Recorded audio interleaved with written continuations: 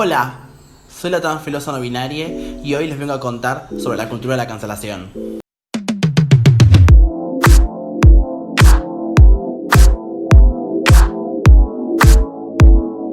Bueno, como muchos de ustedes sabrán, si se manejan por las redes sociales, por internet hoy en día, sabrán que la cancelación es un fenómeno inserto constantemente en nuestras lógicas diarias e interacciones en las redes.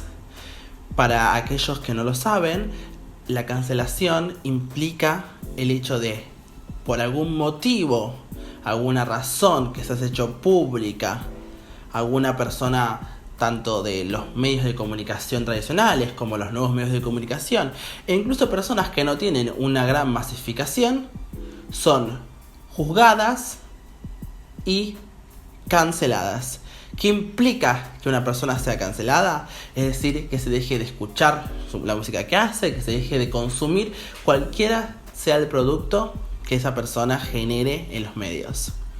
Esto se hace en base a que se busca cómo esa persona en algún momento dado, que puede haber sido en el pasado o hace tiempo, o en un transcurso corto de periodo de tiempo antes de la cancelación, cómo en consecuencia de denunciar, decir o hacer algo que está políticamente mal visto para la comunidad que se ha formado en las redes, debe ser castigada. Y el castigo que se sigue detrás de ese acto es dejar de ser escuchada, dejar de ser vista, dejar de poder realizar tu contenido, y se hace lo que se llama como que se abandona a esa persona. Esa persona lo que le hacen es, se la deja de escuchar, de ver y de invitar a los lugares. Es lo que cuando sos chico, como que le haces la ley del hielo a esa persona. Obviamente que si también estamos enterados de este fenómeno, también estamos enterados de las resistencias que hay frente a este fenómeno. ¿Qué implica una cancelación? ¿Qué quiere decir que una persona sea cancelada? ¿Y cuáles son las problemáticas que se encuentran detrás de tal movimiento y de tal acto que realizan las personas en las redes sociales? Para hablar más específicamente, yo no voy a meterme tanto en lo que es la cultura de cancelación, cómo surge, por qué surge, qué componentes tiene. Me parece que hay videos allá afuera que hablan sobre eso. En especial quiero recomendar dos que los voy a dejar en la caja de descripción, que son a nivel más filosófico el caso de ContraPoints. Natalie, una filósofa youtuber estadounidense, que habla sobre el tema de la cancelación, tanto analizándolo como hablando de su propia experiencia como figura pública cancelada. Y luego está el caso de Ale Marín, una youtuber argentina, que habla también analizando estos casos y tiene varios videos donde habla de la cancelación como un fenómeno de plataforma, ¿no?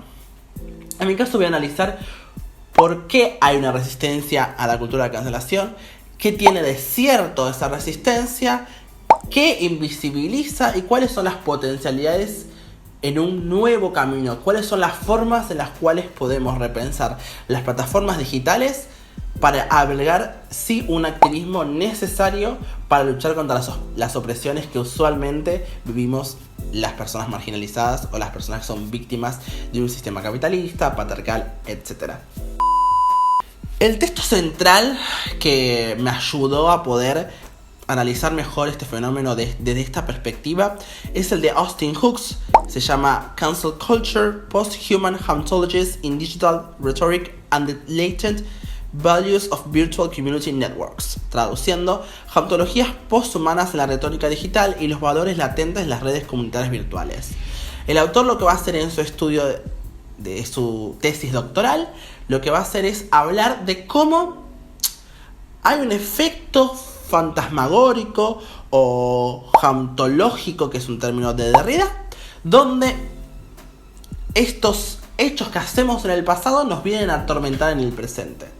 Es decir, todo aquel acto en un contexto específico, en un tiempo específico, que se realiza en las redes sociales, queda para siempre, para toda la eternidad, y luego en un futuro es plausible que nos venga a buscar.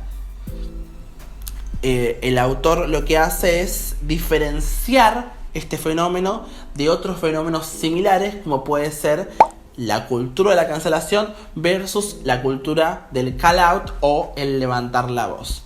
Él lo compara como un movimiento Me Too en Estados Unidos, esta idea de decir públicamente, hablar públicamente de los abusos, hablar públicamente de lo que ocurría tras bambalinas y estaba tan naturalizado, es muy distinto a la cultura de la cancelación.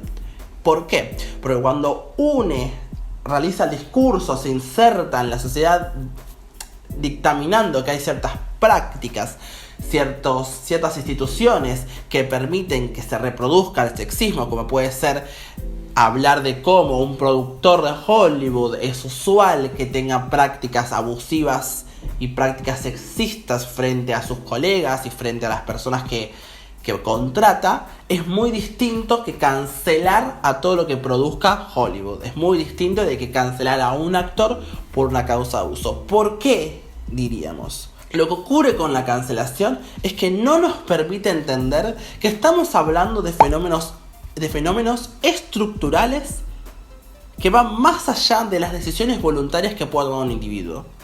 La cultura de la cancelación es entonces una herramienta punitiva, individualista, frente a fenómenos estructurales.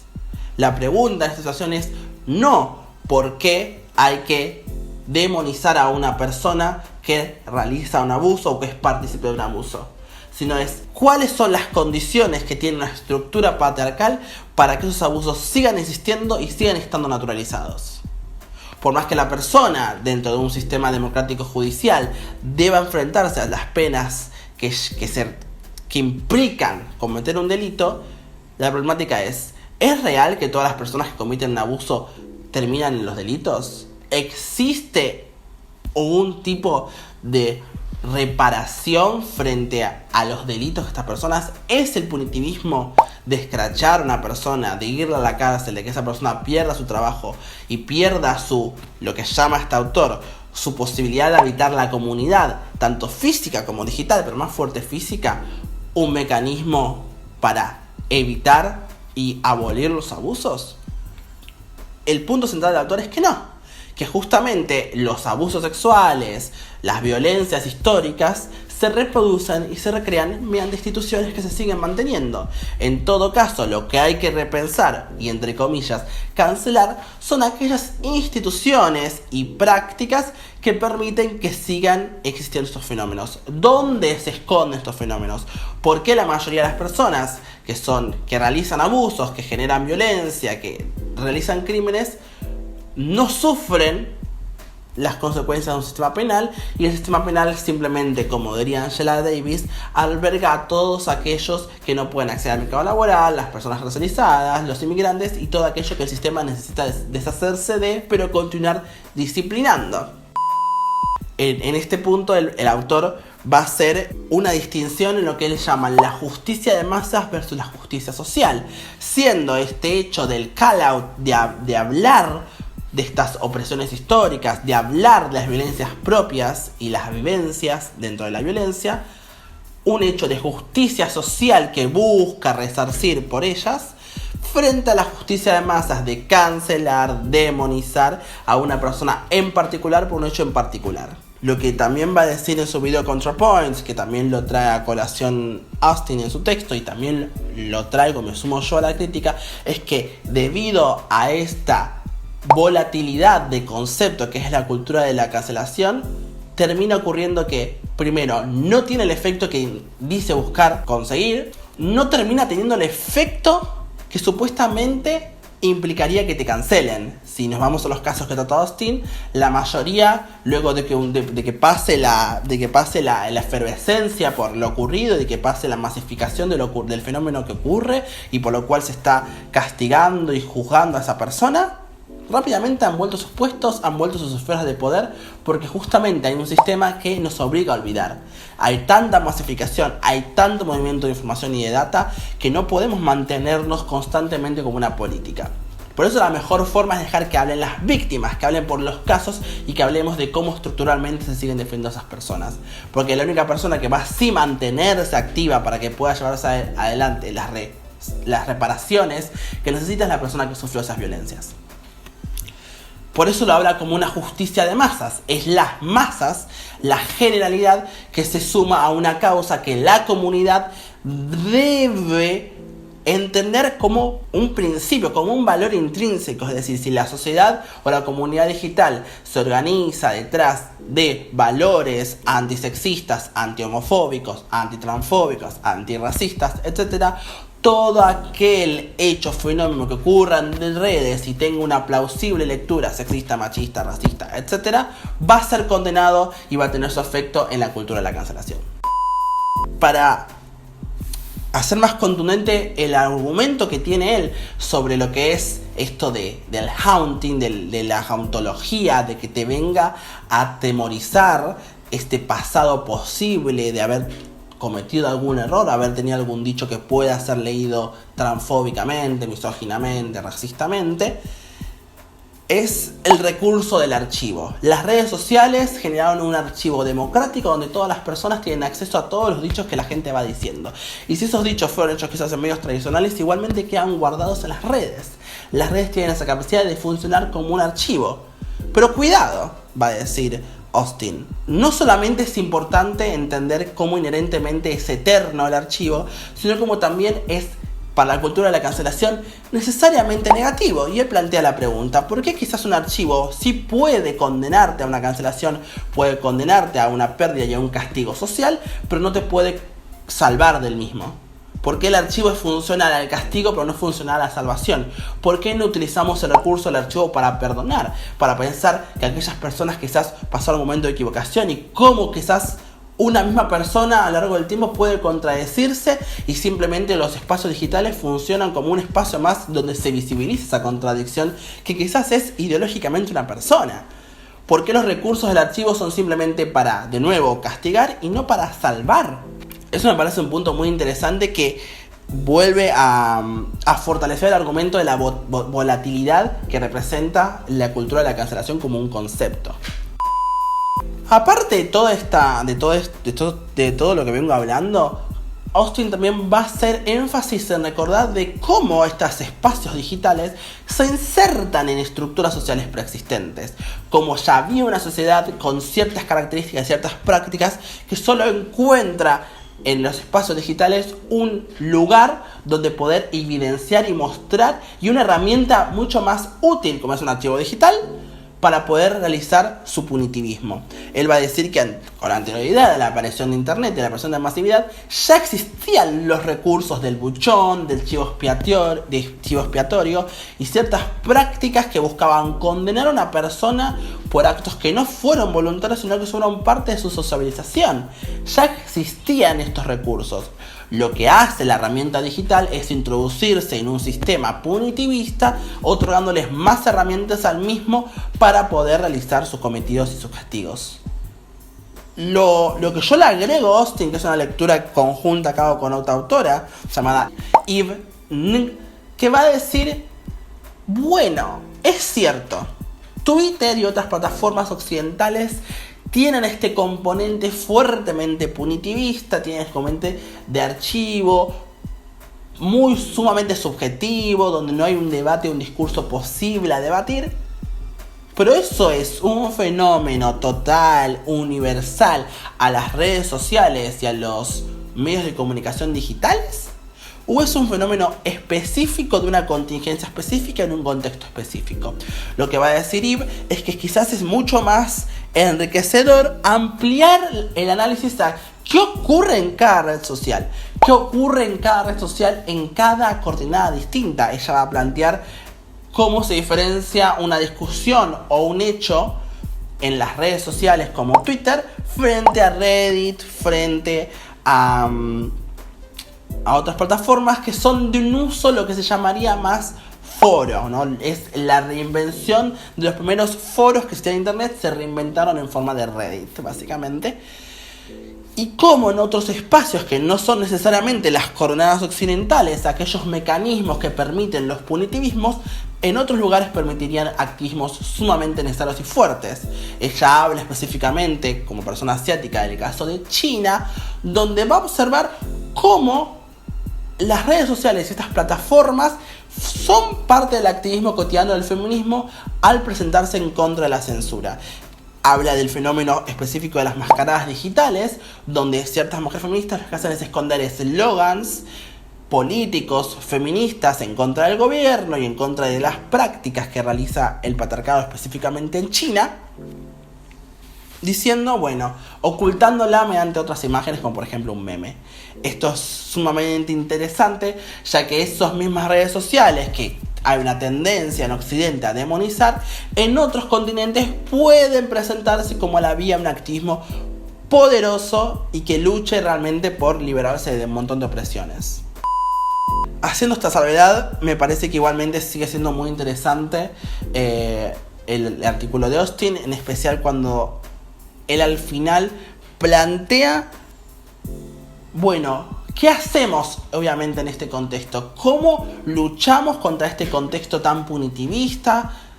Él va a plantear el recurso del perdón, ¿no? El recurso de el perdón y la responsabilidad. Si queremos llevar adelante lo que conocemos como libertad de expresión, debemos saber que hay una responsabilidad en tal libertad de expresión. Hay algo que yo siempre busco recordar y que critico de ciertos comentarios en contra de la cultura de la cancelación, es que por más que el método, la herramienta la cual se utiliza para condenar actos que se realizan en redes sociales sea la equivocada y no dé lugar a este perdón y a esta reparación, no significa que los actos no hayan estado. Que condene y no esté de acuerdo con la cancelación no implica que estos dichos no hayan sido transfóbicos o homofóbicos, sino que te estoy dando un espacio para recuperarte de ello. Te estoy dando la posibilidad de repensarte. Estoy abriendo la puerta a que repensemos las instituciones y las estructuras sociales que permiten que ese discurso exista y que se mantenga durante el tiempo. Por eso hay que recordar, la responsabilidad de la cultura de la cancelación es saber que, como dice la frase usualmente conocida, nadie sobrevive a un archivo. Y a la vez que uno cancela, debe saber que tiene la responsabilidad, en todo caso, de hacer todas esas prácticas morales y valores insertos en la comunidad digital que uno está condenando de la otra persona. Y yo les pregunto, ¿ustedes sobrevivirían a un archivo si el día de mañana agarran sus redes sociales y las buscan? Porque yo en su momento no lo hice. Yo en su momento, cuando la gente quiso buscar algo por lo cual cancelarme y escracharme, lo encontró. Y siempre se va a encontrar. Porque siempre estamos, y repito, esto es central en mi argumento, en constante diálogo, disputa con nuestras propias ideologías y con nuestra propia interpretación de las realidades. Hay un cambio, como dije en mi video anterior. Hay una transformación que va ocurriendo y va a seguir ocurriendo. Y las redes sociales, al mantenerse con este valor de algo eterno, que te viene de nuevo a atormentar en el futuro, pierde el sentido de el absurdismo del humano, el absurdismo de estar constantemente modificando y virando en lo que son estas perspectivas. Por eso me parece interesante cerrar un poco este video con dos citas que hace Austin diciendo: cuando dejamos de observar las interacciones modernas del racismo, sexismo, homofobia como mayoritariamente sintomático de algo más terrorífico, que son las fuerzas hegemónicas más grandes retenidas por décadas y siglos pasados, nos encontramos solo en el siguiente comportamiento: estamos tratando los síntomas, no la enfermedad subyacente. Va a decir Austin que cuando hablamos simplemente de los actos homofóbicos y no las estructuras homofóbicas, estamos tratando un síntoma, un efecto de la estructura, pero seguimos dejando que la misma se reproduzca. No estamos atentando contra las esferas de poder, estamos simplemente atentando con los efectos de las mismas. Y luego va a decir que tal y como está, la cultura de la cancelación, por su mera naturaleza, es vacía. Es el borramiento, cancelación de un fenómeno cultural. No es un proceso reparador. Es su pura ausencia y la única presencia invocada es la del miedo e inquietud frente a la incertidumbre. El titular y siempre presente: miedo al borramiento, a la cancelación, al abandono. Es decir, cualquier persona que tenga que atravesar las redes sociales, que hoy en día es un acto completamente involuntario, porque es necesario y es parte de nuestra realidad como sociedad. La digitalización, las redes sociales son y van a ser parte de nosotros. Hay que pensar la mejor forma de adaptarlas y pensarlas en nuestras contingencias. Entonces, que las redes sociales se han vuelto este lugar donde prima el miedo y la inquietud a ser canceladas por cualquier dicho que digamos, quita la validez y las oportunidades que, como recuerda Eve, puede llegar a tener una plataforma digital para evidenciar y generar activismos reales, políticas reales, entendidas como efectivas, no reales de que hay una falsa y una real, sino políticas y activismos efectivos, que lleven adelante políticas públicas, que lleven adelante pedidos, demandas, que generen cambios radicales en la sociedad. Por eso, como reflexión final, quiero decir que no nos fijemos tanto o quizás solamente en la cancelación, sino busquemos qué forma se inserta, qué contenidos tiene, qué efectos genera y pensémoslas como una de las consecuencias que tenemos de vivir en un modelo capitalista que lo único que hace es buscar la hiperindividualización. Es decir, la globalización y el neoliberalismo en conjunción va a buscar que todos seamos hiperindividuos, más que un individuo aún. La versión más extrema del individuo hasta el momento en la historia. Entonces, ¿cómo atacamos eso? Construyendo una comunidad, tanto física como digital, que tenga normas y valores que se repiensen y que busquen el perdón y la reparación frente a la cancelación y la demonización. Espero que les haya gustado el video. Como siempre, les dejo mis redes sociales abajo en la descripción. Y los espero la próxima vez para seguir debatiendo sobre estos temas tan filosóficos e interesantes que a mí me gustan tanto. Un saludo.